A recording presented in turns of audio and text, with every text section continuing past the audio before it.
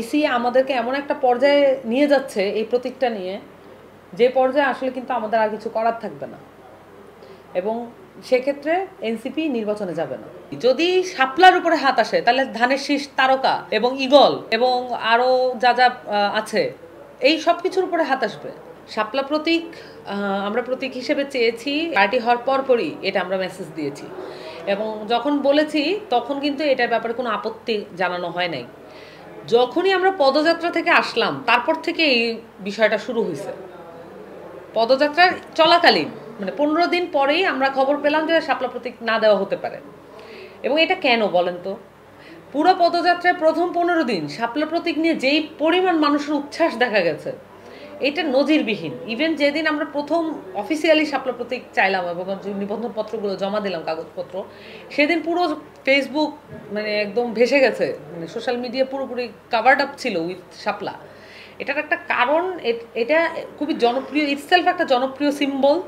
এটা শুধুমাত্র রাষ্ট্রীয় প্রতীক হিসেবে বিবেচনা করলে তো হবে না, তার এই যে শাপলা ফুলের যে নমনীয়তা এবং তার যে সহজলভ্যতা এবং তার যে কোনো জায়গায় বেঁচে থাকার অ্যাডাপ্টেবিলিটি, এটার কারণেই সে মানুষের মনে জায়গা করে নিচ্ছে। বাংলাদেশের মানুষও তো এমন।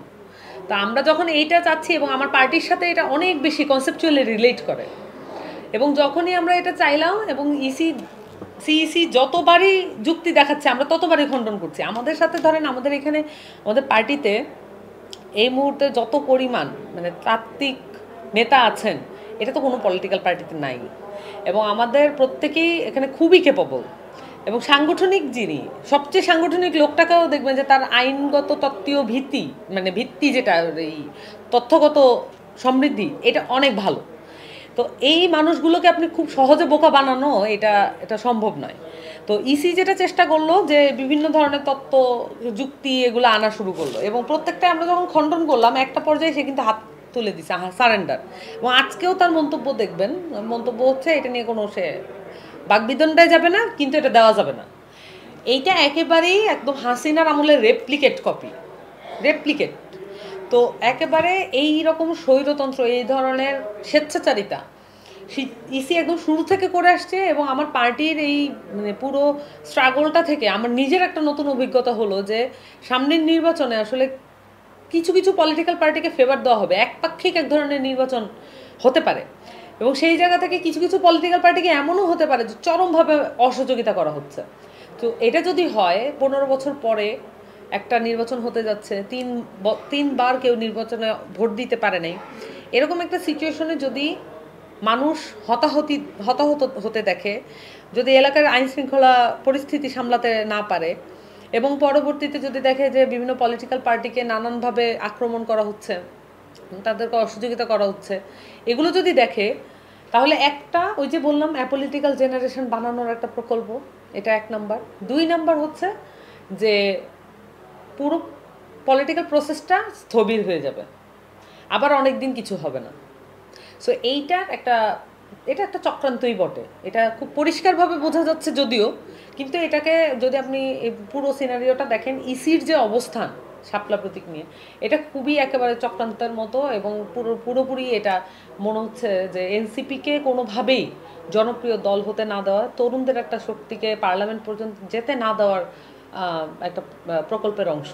আমরা বলেছি আপনি ডিফর্ম শাপলা দেন, শাপলার নানান ধরনের ফরমেশন, আপনি লাল শাপলা দেন, আপনি নানান রকমের করে দেন, কিন্তু এটা থেকে একটা পলিটিক্যাল পার্টিকে বঞ্চিত করে না, এটা রাইট থেকে বঞ্চিত করা হয়, তার পলিটিক্যাল রাইট থেকে বঞ্চিত করা হয়। কিন্তু আমার কাছে এখন আজকের বক্তব্যের পর আমার কাছে পরিষ্কার যে এটা ইসি একদমই ইগোয়েস্টিক একটা জায়গা থেকে করছে, যে সে একবার বলে ফেলছে সেটা সে ফেরত নিতে পারবে না, এরকম একটা মেসেজ আসতেছে কিন্তু। এবং তার ইন্টেনশন পুরোপুরি পরিষ্কার যে কোনোভাবেই এনসিপিকে কোনো ধরনের জনপ্রিয় দল করে ওঠার পেছনে ইসি বা সিইসিকে কেউ যাতে, কোনো পলিটিক্যাল পার্টি যাতে পরে ধরতে না পারে, এরকম একটা জায়গা থেকে তারা এই কথাগুলো বলছেন। আমার কাছে এটা পুরোপুরি একটা উদ্দেশ্যপ্রণোদিত এবং একটা স্বার্থপর এবং স্বৈরতান্ত্রিক জায়গা থেকে এটা আসছে বলে আমার কাছে মনে হয়। ইসি আমাদেরকে এমন একটা পর্যায়ে নিয়ে যাচ্ছে এই প্রতীকটা নিয়ে, যে পর্যায়ে আসলে কিন্তু আমাদের আর কিছু করার থাকবে না, এবং সেক্ষেত্রে এনসিপি নির্বাচনে যাবে না।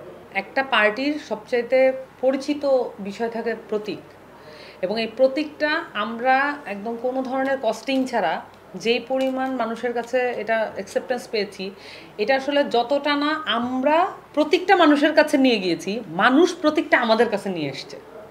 এবং আমাদের আপনার চোখে নতুন বাংলাদেশ, যেটা পার্টি হওয়ার পূর্বে একটা ক্যাম্পেইন ছিল, ওখানে প্রতীক কি হতে পারে এটার সম্ভাব্য প্রতীকের একটা পরামর্শ আমরা দিতে বলেছিলাম জনগণকে।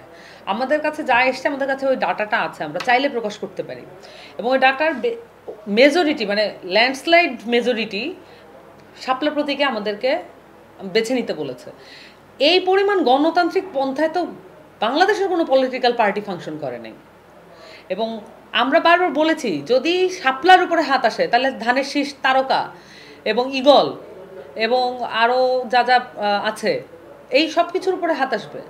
কারণ যেই যুক্তি আমাদেরকে দেখানো হয়েছে, এই যুক্তি তো আমরা খণ্ডন করেছি।